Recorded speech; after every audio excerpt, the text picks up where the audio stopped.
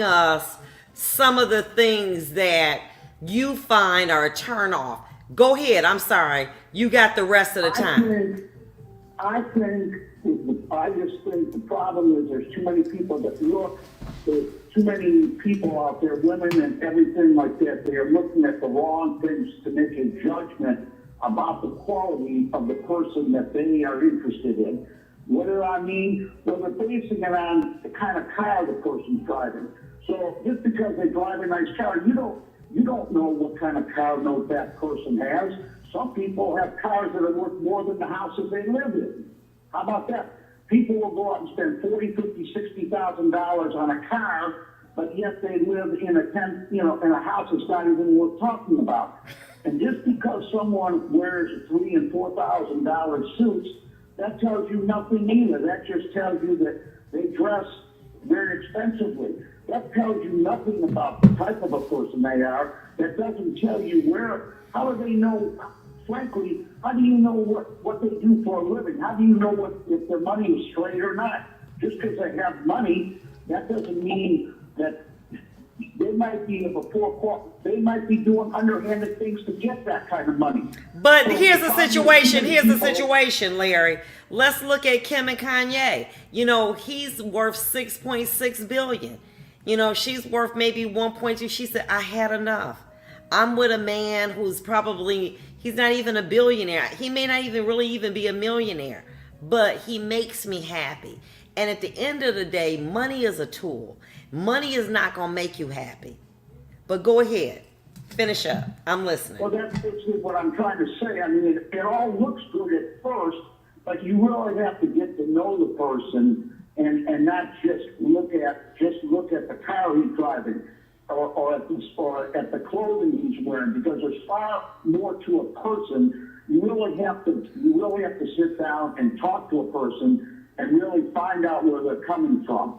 All that other stuff is really, it's really, I'm not even sure the word I'm trying to use. It just could be, the word escapes me. It's a facade.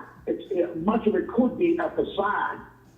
And then you get involved with these people and you realize you may have bypassed other things that are far more important. And here's something else to consider. A lot of these people walk around, they think they're big and bad because they're walking around with $1,500 purses. Analyze it this way. How many people may have these purses but don't have 20 cents to put in it? So what's the point? What's really the point of trying to be something you're not? And that's really the problem with people today. Everybody's trying to be, money has taken over really, I believe the Reverend Hunter was even bringing this up. I mean, there's no morals or nothing. Everything is just money, money, money. And that is, you look at a lot of the professional people on TV, the athletes. Everybody's trying to follow them. They have 20 women, 20 cars, 100 suits. So what's the point? I mean, you can only wear one suit at a time. You can only drive one car at a time. So what really is the point? So everybody thinks that that's the way true life and the real world is. But the world that people are seeing on TV is not the real world. It's a very small world.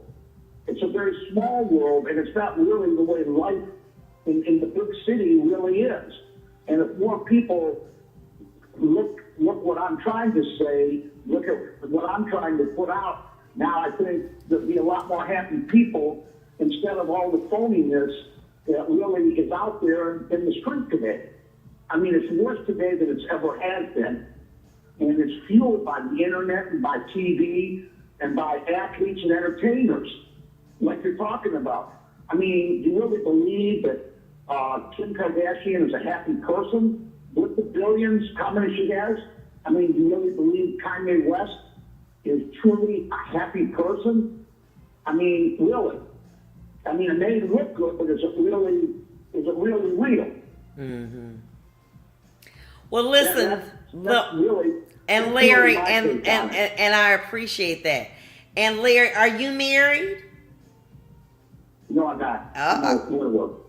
Listen, Larry, single, thank you so much and happy Valentine's Day. Listen, I'm going to leave this with you and we're going to continue this up next week as well. Listen, ladies, you've heard it straight from the men's mouths. Listen, get a man who has a moral compass, who wants what you want, who understands that life is very precious. It's time out for wanting the billionaires, millionaires, the guys with the big cars, with, the nice suits and the flashy jewelry. Get somebody who wants to make you a queen, the queen of your life, because you deserve it. I want to say from me, from Vonda's Law, from my family, happy Valentine's Day. And sis, do something I want you to promise me this. If you all are not celebrating Valentine's Day with somebody, do me a favor. Would you promise me that you would do something special for yourself? That you will invest in maybe getting a manicure, a pedicure, maybe just something out of the ordinary. I want you to do something for you. No drinking, no smoking, not worrying, well, I want to be booed up. No. We are learning and we're growing together. So I want to say happy Valentine's Day. Remember, stay focused on what you want. Let that liquor, all that eating stuff, we time out. We on a different journey. We're going to hear from those men again next week, and they're going to give us some more tips on what women really need to be looking for in a man. But until we meet again, masked up, stay blessed, love you. Bye-bye. Happy Valentine.